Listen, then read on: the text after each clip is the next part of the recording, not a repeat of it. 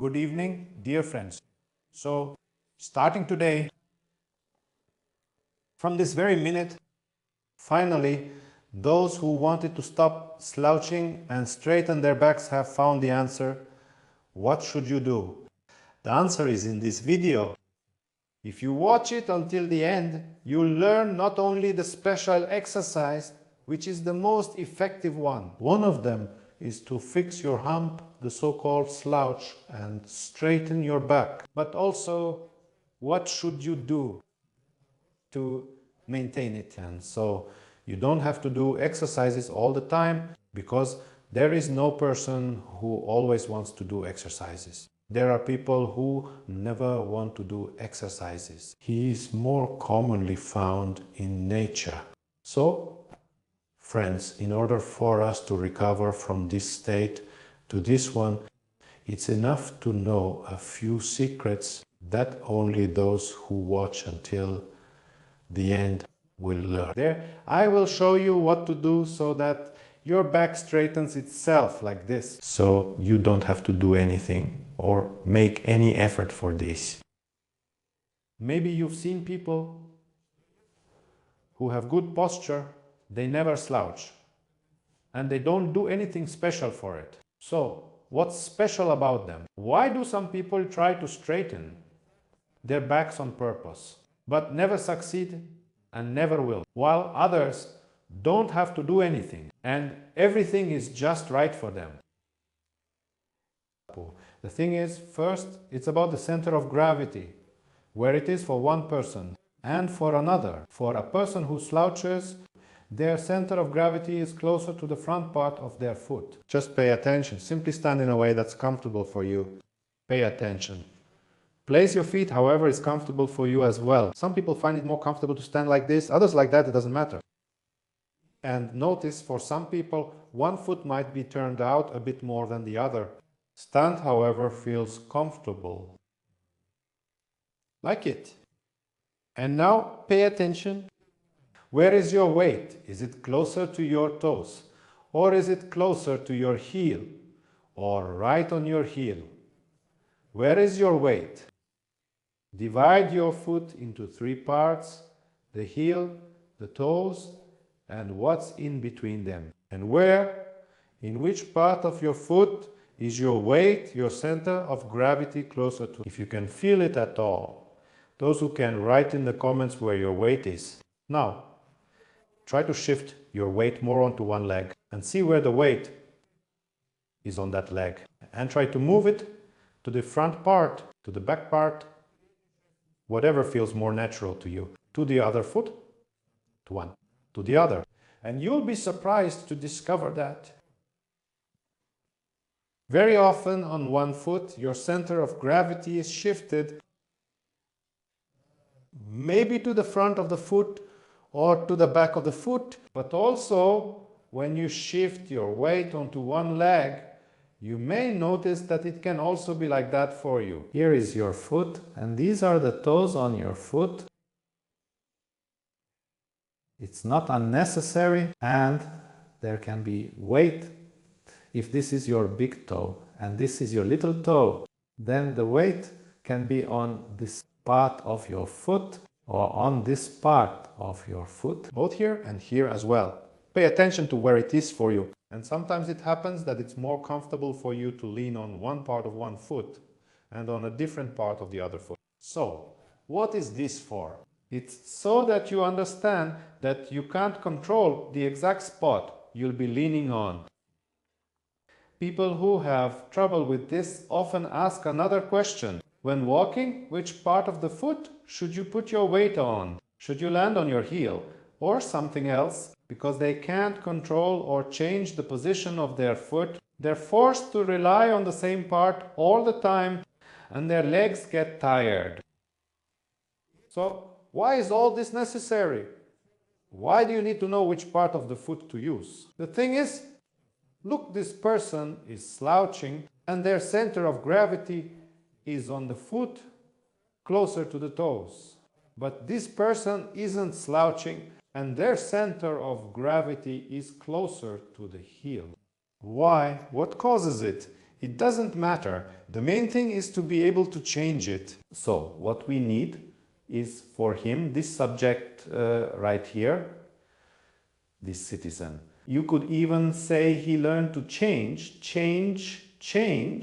He learned to change the position of his body so that his center of gravity would shift. What can he change? Can he change the position of his pelvis? It's difficult, but he can. But he won't be able to control it for long. He can kind of tuck it in like this. Is this what various specialists advise us to do? Tuck your pelvis. That's what they say. Well, we can tuck it in, but we can't hold it like that for long. We won't be able to keep it tucked in for a long time. It will turn back. Squeeze your shoulder blades together. So if I'm standing here and my center of gravity is shifted forward, that's just how I am. I was born like this, and I bring my shoulder blades together. Will that help me?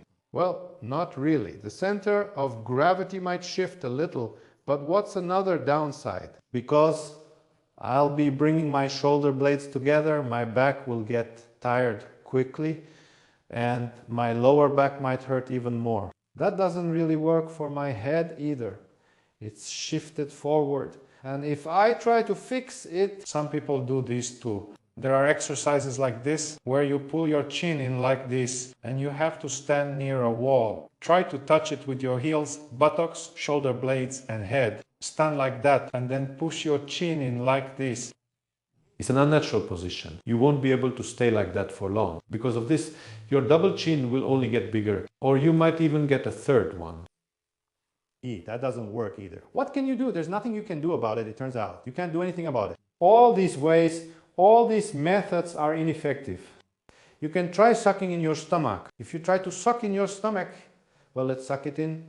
It's only for a short time, too. It turns out all of this is nonsense. In the end, nothing helps. Subtitle editor Semkin, proofreader Kulakova.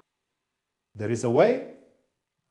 Pay attention to your hands. You can control your hands, right?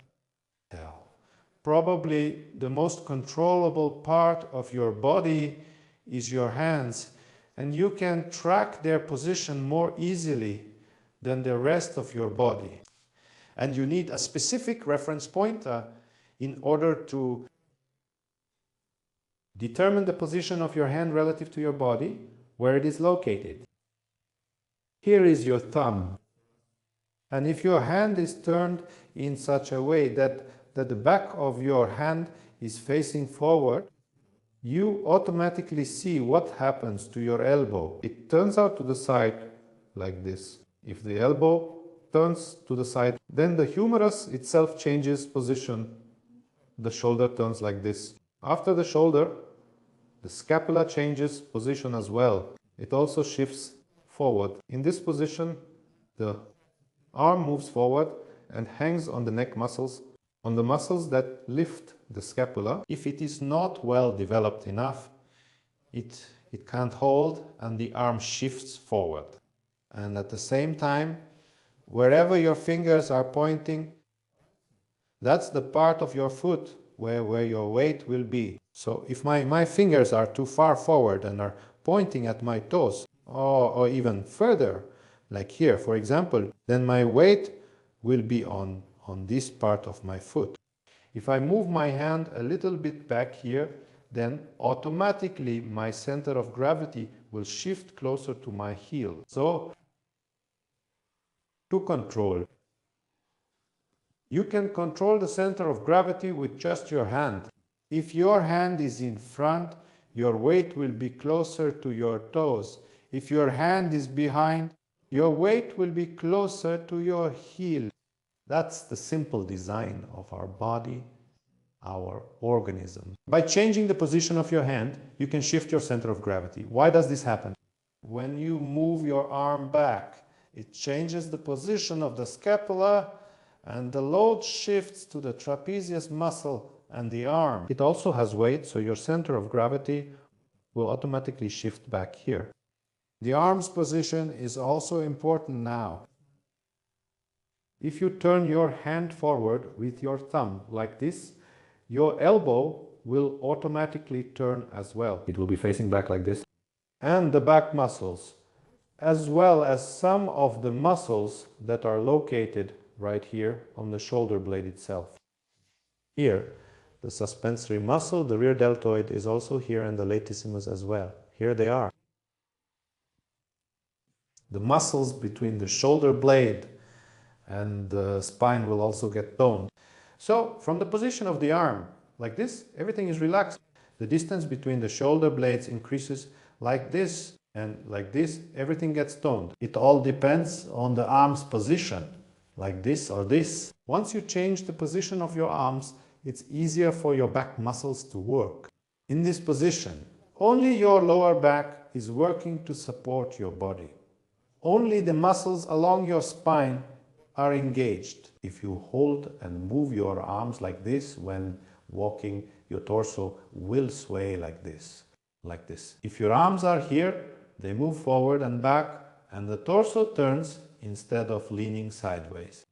And the back muscles engage during the movement. When the arm goes back, they're working right here, all of this. When the arm goes to the side, the back muscles don't work during the step. Only this upper part, upper trapezius muscle. So, the position of the arm is the first thing. That is, we can use our arm to control the position of the body. Sometimes, for example, a person stands with their center of gravity mostly on one leg because it's more comfortable for them. Why does this happen? The first reason is also because of the arm, because one of their arms shifts more than the other, and in this position that's exactly what's happening. And that's the case when if you shift your weight onto one foot on your heels, your weight is there. It's the arm on this side because it's right here. But if you shift your weight to the other side, the weight is on the front part of your foot or on the outer part of your foot. That's because the arm is turned this way on this side. Noticing it's easier to stand on one leg suggests one arm is rotated more forward. You need to bring it back here and then you'll stand straighter. That's one of the reasons. The second reason. Also, these people often have their pelvis rotated with one half of the pelvis in front and the other in the back, and that one leg stays bent all the time. So, such a person usually has two legs and one of them is straighter than the other. You see, this kind of position is not noticeable, especially when wearing pants, especially loose ones.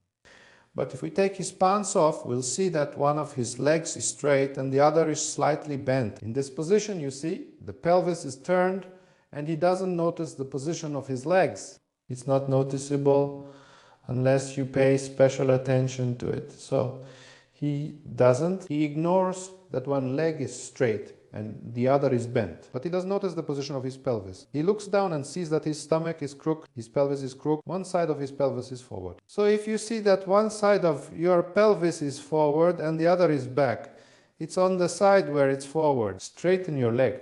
Try to straighten your leg and you will see that it's bent all the time. And in this case, too, your weight will be on the front part of your foot. And for a person who has the habit of always bending one leg a little, it will be unstable for him to stand on that leg. Because if the leg is straightened, then the quadriceps and gluteal muscles work well, while everything else is weak. So, the first thing is the position of the hands.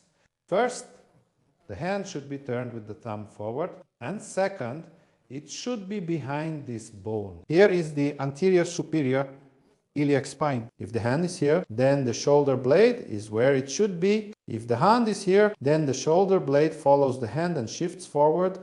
The center of gravity shifts either forward, or there will be hyperextension here in the lower back to compensate for it.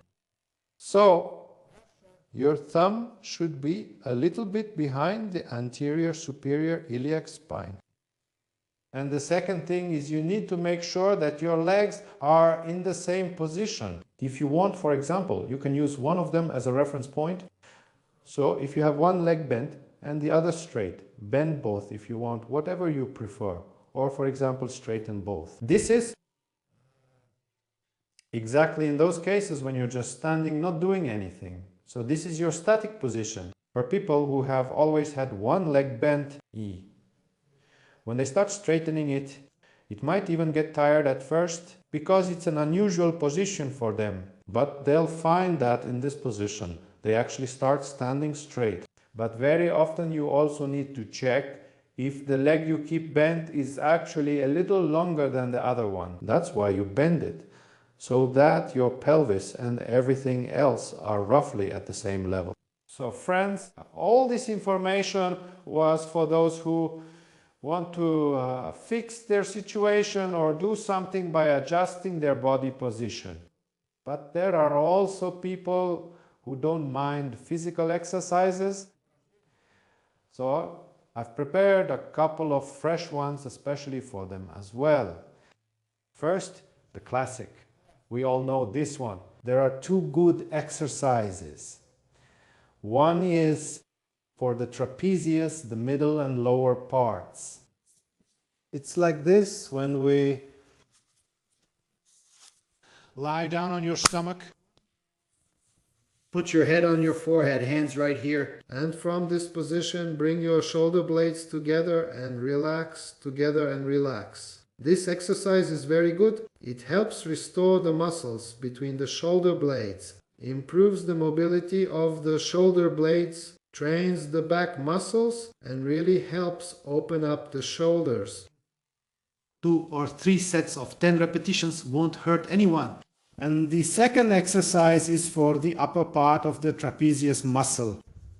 This is when you take a roller like this, put your arms on it and lie down yourself. And in this position also try to raise your elbows up as much as possible. Here, the upper part of your trapezius will start working well, which is usually very weak too. It gets a good workout in this position. And friends, now look at what you can do. You keep one hand up here and put the other one down here, and you combine these two movements. And look at that. Now both are working. These two muscles, the lower and the upper, are now working simultaneously. Then switch your hands. Now the other one goes up, the other one goes down, and in this position as well, lift, lower, lift, lower. So 2 or 3 sets on each side.